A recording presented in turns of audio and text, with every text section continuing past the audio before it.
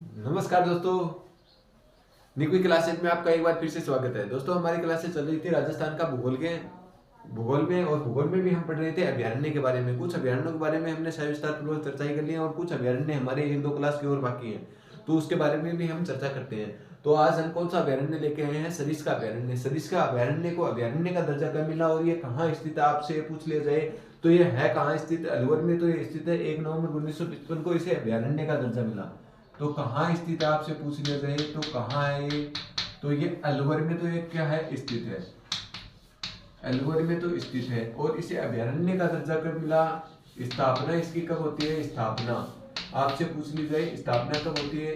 1 नवंबर 1955 को क्या होती है? स्थापना होती है। 1955 को क्या होती है? इसकी स्थापना होती है। किसकी? सरिस्का अभयारण्य की। सरिस्का अभयारण्य को टाइगर प्रोजेक्ट में कब शामिल किया गया? यह राजस्थान की दूसरी टाइगर परियोजना थी। तो लिखो, यह राजस्थान की दूसरी टाइगर प्रोजेक्ट टाइगर परियोजना में शामिल परियोजना में शामिल में शामिल तो इसे टाइगर परियोजना में कब शामिल किया गया? दूसरी टाइगर परियोजना में इसे कब शामिल किया गया? आपसे पूछ लिया जाए तो 1978 में। 1973 में तो किसे? रणथंभौर को टाइगर प्रोजेक्ट के तहत शामिल किया गया था और इसे 1978 में शामिल किया गया। तो आपसे पूछ लिया जाए 1978 में शामिल किया गया। ठीक है दोस्तों, दूसरी टाइगर परियोजना के तहत दूसरी टाइगर परियोजना में शामिल किया गया। यह राजस्थान की सबसे बड़ी बाघ परियोजना है। तो लिखो दोस्तों, यह राजस्थान की सबसे बड़ी बाघ परियोजना है। सबसे बड़ी बाघ परियोजना है। बाघ परियोजना है। तो राज्य की सबसे बड़ी बाघ परियोजना आपसे पूछ ली जाए तो कौन सी है? सरिस्का अभयारण्य है। सरिस्का अभयारण्य है कहाँ पर स्थित? आपसे पूछ लिया जाए तो सरिस्का अभयारण्य कहाँ स्थित है? अलवर में स्थित है। ठीक है दोस्तों आगे बात करते हैं सरिस्का अभयारण्य किसके लिए प्रसिद्ध है। तो सरिस्का अभयारण्य किसके लिए प्रसिद्ध है? सरिस्का अभयारण्य हरे कबूतर व बाघ के लिए प्रसिद्ध है। तो यह अभयारण्य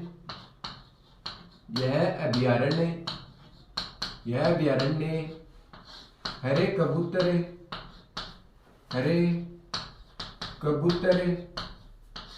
वह बाघ के लिए प्रसिद्ध है। वह बाघ के लिए प्रसिद्ध है।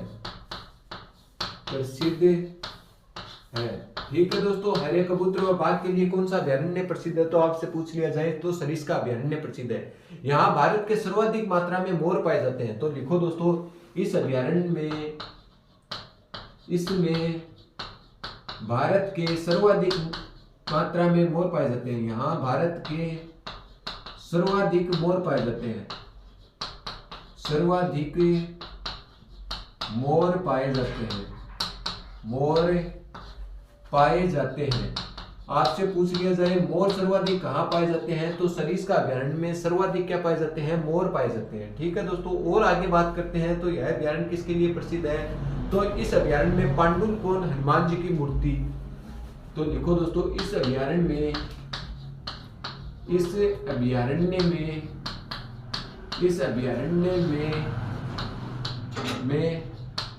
पांडुलपोल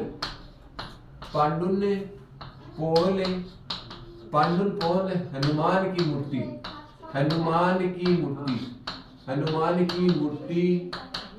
पांडुलपोल हनुमान की मूर्ति। और क्या है? यहीं पे भरथरी की गुफा स्थित है। भरथरी की तपोस्थली। तो लिखो दोस्तों, भरथरी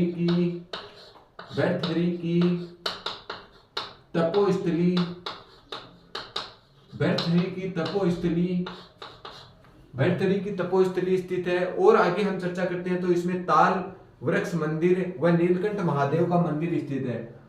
ताल वृक्ष मंदिर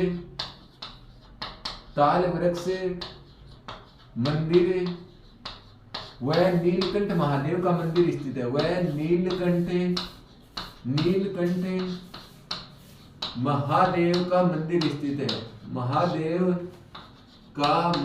स्थित है। मंदिर स्थित है। आपसे पूछ लिया जाए नीलकंठ महादेव का मंदिर कहाँ स्थित है, तो सरिस्का अभ्यारण्य में ही स्थित है। और क्या स्थित है दोस्तों, और आगे आपसे चर्चा कर ली जाए तो इसमें नेहड़ा की प्रसिद्ध छतरी स्थित है। तो लिखो दोस्तों, इसमें नेहड़ा की प्रसिद्ध छतरी स्थित है। प्रसिद्ध छतरी स्थित है। तो आपसे पूछ लिया जाए नेहड़ा की प्रसिद्ध छतरी कहाँ स्थित है, तो इसी अभ्यारण्य में, सरिस्का अभ्यारण्य में स्थित है। और आगे बात करें तो क्या है, यहाँ पर काकड़वाड़ी का पठार स्थित है। तो लिखो दोस्तों, यहाँ काकड़वाड़ी का पठार स्थित है। यहाँ काकड़वाड़ी का पठार स्थित है। पठार स्थित है। और यहीं पर ही क्या किया गया था, काकड़वाड़ी का किला भी स्थित है। इसी में ही क्या है, यहाँ काकड़वाड़ी का किला भी स्थित है। काकड़वाड़ी का किला भी स्थित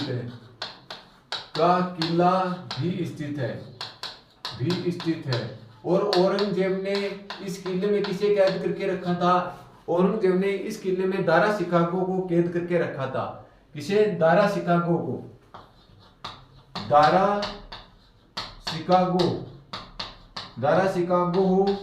कैद करा था। किसने किया था, औरंगजेब ने कैद किया था। जब इसके उत्तराधिकारी का युद्ध चल रहा था मुगल सम्राटों में, तो औरंगजेब ने अपने भाई दारा शिकागो को किस दुर्ग में कैद करके रखा था, तो काकड़वाड़ी के किले में कैद करके रखा था। और वो कहाँ पे है, सरिस्का अभ्यारण्य अलवर के अंतर्गत स्थित है। ये कई बार क्वेश्चन पूछा हुआ है, इसीलिए मैंने बताया। वैसे तो ये मैं हिस्ट्री में बताऊंगा आपको। तो क्या चल रहा है, अभी हमारा सरिस्का अभ्यारण्य चल रहा है। सरिस्का अभ्यारण्य में भी हमने क्या क्या पढ़ा है अभी तक। सरिस्का अभ्यारण्य है कहाँ पर स्थित है, तो सरिस्का अभ्यारण्य अलवर में स्थित है। इसकी स्थापना आपसे पूछ ली जाए तो इसकी स्थापना कब होती है, 1 नवंबर 1955 को क्या होती है, इसकी स्थापना होती है। किसकी, सरिस्का अभ्यारण्य की।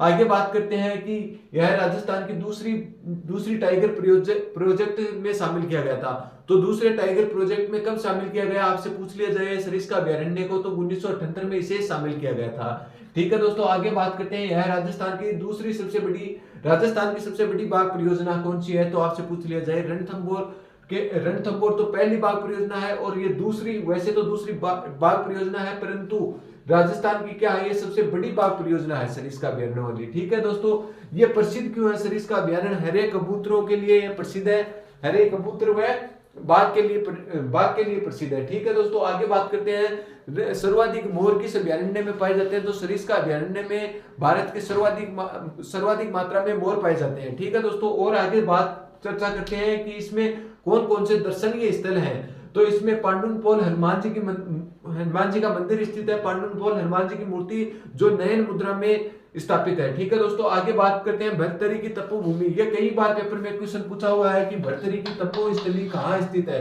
तो भर्तरी की तपोस्थली सरिस्का अभ्यारण्य अलवर में स्थित है। और ये क्वेश्चन ताल वृक्ष नीलकंठ महादेव का मंदिर कहाँ स्थित है, ये क्वेश्चन कई बार पेपर में पूछा हुआ है कि नीलकंठ महादेव का मंदिर किस अभ्यारण्य में स्थित है। कई बार तो इस प्रकार से क्वेश्चन आ जाता है, और कई बार सीधा ही पूछ लिया जाता है कि नीलकंठ महादेव का मंदिर कहाँ स्थित है। तो नीलकंठ महादेव का मंदिर सरिस्का अभ्यारण्य और अलवर में स्थित है। ठीक है दोस्तों, और आगे बात करते हैं, यहाँ नेहड़ा की क्या है, छतरी स्थित है। तो आपसे पूछ लिया जाए नेहड़ा व टहला, इसी को ही दूसरा नाम क्या दे दिया जाता है, टहला।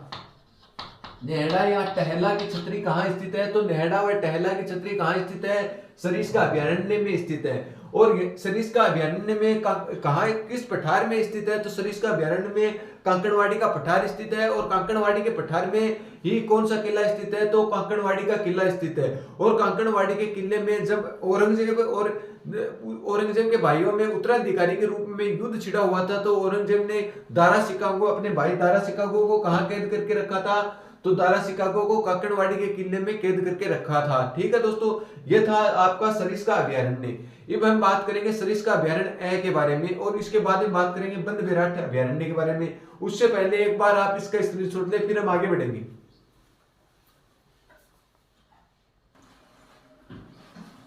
दोस्तों आगे बात करते हैं सरिस्का अभयारण्य ए के बारे में। सरिस्का अभयारण्य ए राजस्थान का सबसे छोटा अभयारण्य है। ये भी कहां पर स्थित है? अलवर में स्थित है। सरिस्का का एक पार्ट तोड़कर इसे सरिस्का अभयारण्य ए के नाम से इसे बनाया गया। तो इसकी स्थापना कब होती है? 20 जून 2012 को इसकी स्थापना होती है। कहां पर है? तो कहां पर है? अलवर में। कहां पर स्थित है? अलवर में। आपको पूछ ली जाए स्थापना कब होती है? स्थापना कब होती है? तो 20 जून 2012 को इसकी स्थापना होती है। 20 जून 2012 को क्या होती है? इसकी स्थापना होती है। यह राजस्थान का सबसे छोटा अभयारण्य है। कितने किलोमीटर में? 3.01 किलोमीटर में। तो लिखो दोस्तों नोट लगा के, यह राजस्थान का सबसे छोटा अभयारण्य है। छोटा अभयारण्य है। छोटा अभयारण्य है। तो राजस्थान का सबसे छोटा अभयारण्य 3.01 किलोमीटर वर्ग किलोमीटर में फैला हुआ है। ठीक है दोस्तों, 3.01 वर्ग किलोमीटर में कौन सा अभयारण्य फैला हुआ है? सरिस्का अभयारण्य है। इसके बाद में राजस्थान का दूसरा सबसे छोटा अभयारण्य मैंने बताया था सज्जनगढ़ अभयारण्य है। सज्जनगढ़ अभयारण्य कितने किलोमीटर में फैला हुआ है? तो 5 किलोमीटर में फैला हुआ है, जो कहां पर है? उदयपुर में स्थित है। ये मैंने आपको पढ़ा दिया। तो राजस्थान का पहला सबसे छोटा अभयारण्य सरिस्का अभयारण्य है और कहां पर स्थित है? अलवर में स्थित है। इसकी स्थापना कब होती है? 20 जून 2012 को क्या होती है? इसकी स्थापना होती है। इसके बाद में हम अगले अभयारण्य के बारे में बात करते हैं, बंद बेराट अभयारण्य। कौन सा? बंद बेराट अभयारण्य। बंद बेराट अभयारण्य। बंद बेराट अभयारण्य कहाँ स्थित है? आपसे पूछ लिया जाए तो बंद बेराट अभयारण्य कहाँ स्थित है? भरतपुर में तो ये स्थित है और इसकी स्थापना कब होती है? 1985 में होती है। तो कहाँ स्थित है? आपसे पूछ लिया जाए तो कहाँ स्थित है? भरतपुर में तो ये स्थित है, भरतपुर में। और इसकी स्थापना आपसे पूछ ली जाए तो इसकी स्थापना कब होती है? स्थापना होती है 1985 को क्या होती है? इसकी स्थापना होती है। ठीक है दोस्तों, और आगे चर्चा करेंगे कि बंद बेराट अभयारण्य की स्थापना किस नदी पर स्थित है? तो यह कुकुंद नदी पर स्थित है। लिखो दोस्तों, यह कुकुंद नदी पर स्थित है। कुकुंद नदी पर स्थित है। नदी पर स्थित है। तो कौन सी नदी पर स्थित है? यह अभयारण्य कुकुंद नदी पर स्थित है। ठीक है दोस्तों, और आगे हम चर्चा करते हैं इस अभयारण्य को किसके लिए प्रसिद्ध है? तो यह अभयारण्य जरखों के लिए प्रसिद्ध है। लिखो दोस्तों, यह अभयारण्य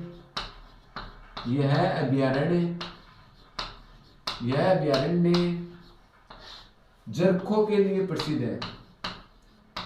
जरखों के लिए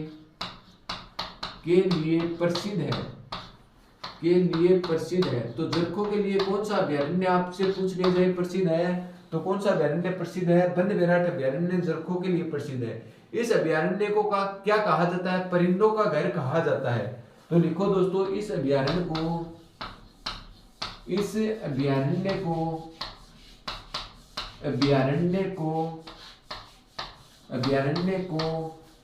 परिंदों का घर कहा जाता है। परिंदों का घर कहा जाता है। तो परिंदों का घर किस अभयारण्य को कहा जाता है? आपसे पूछ लिया जाए तो परिंदों का घर बंद बेराट अभयारण्य को कहा जाता है। ठीक है दोस्तों, तो अभी हमने क्या पढ़ा? सरिस्का अभयारण्य ए पढ़ा। सरिस्का अभयारण्य ए कहाँ स्थित है? आपसे पूछ लिया जाए तो सरिस्का अभयारण्य ए की स्थापना कहाँ होती है? अलवर में 20 जून 2012 को इसकी स्थापना होती है। यह राजस्थान का सबसे छोटा अभयारण्य है। 3.01 किलोमीटर में ये फैला हुआ है। ठीक है दोस्तों, आगे बात करते हैं बंद बेराट अभयारण्य।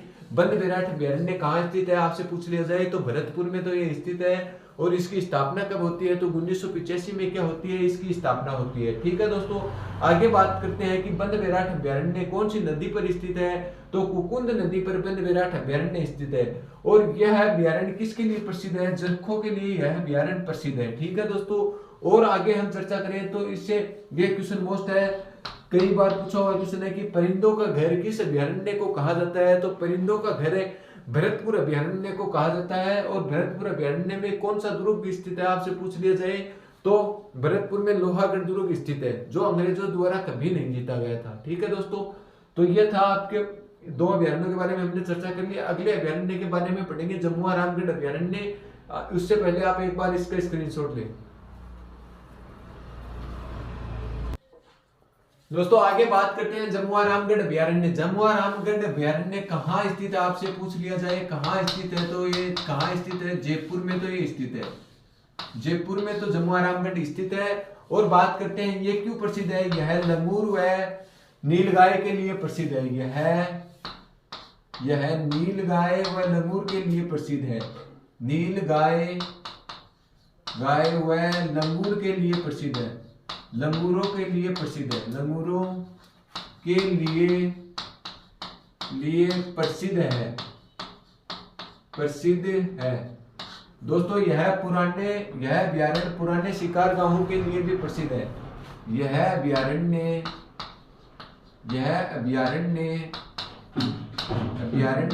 पुराने शिकारगाहों के लिए प्रसिद्ध है। पुराने शिकारगाहों के लिए प्रसिद्ध है। शिकारगाहों के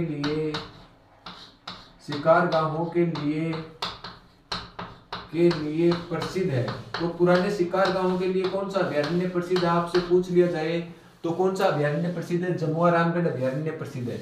दोस्तों यह अभयारण्य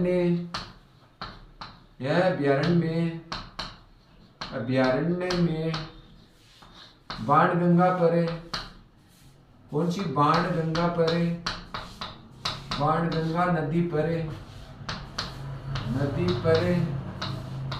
जमुआ रामगढ़ बांध स्थित है। जमुआ रामगढ़ बांध स्थित है। तो आपसे पूछ लिया जाए जमुआ रामगढ़ बांध कहाँ स्थित है, तो जमुआ रामगढ़ बांध जमुआ अभयारण्य में स्थित है। कहाँ स्थित है? जमुआ अभयारण्य में स्थित है। ठीक है दोस्तों, आगे बात करते हैं कौन से अभयारण्य के? रावली टोडगढ़ अभयारण्य। कौन सा अभयारण्य? रावली टोडगढ़ अभयारण्य। रावली टोडगढ़ अभयारण्य। रावली टोडगढ़ अभयारण्य। रावली टोडगढ़ अभयारण्य कहाँ स्थित है, आपसे पूछ लिया जाए तो पाली व अजमेर राजसमंद में स्थित है। पाली, अजमेर व राजसमंद में स्थित है और स्थापना 1983 में। आपसे पूछ लिया जाए कहाँ, तो पाली, अजमेर और कहाँ? राजसमंद में स्थित है। राजसमंद में स्थित है। पाली, अजमेर और राजसमंद में कौन सा अभयारण्य स्थित है? रावली टोडगढ़ अभयारण्य स्थित है। और इसकी स्थापना आपसे पूछ ली जाए तो इसकी स्थापना 1983 में हुई थी। स्थापना कब हुई थी? स्थापना कब हुई? 1983 में। 1983 में किसकी स्थापना हुई थी? रावली टोडगढ़ अभयारण्य की स्थापना हुई थी। आगे बात करते हैं, यह नीलगाय के लिए प्रसिद्ध है।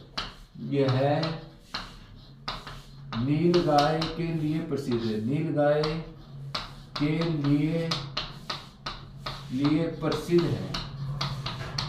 प्रसिद्ध है। इसका नाम कर्नल जेम्स टोड के नाम पे रखा गया। देखो दोस्तों, इस अभयारण्य का नाम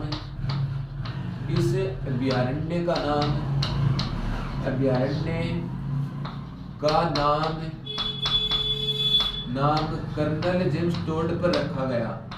कर्नल जेम्स टोड पर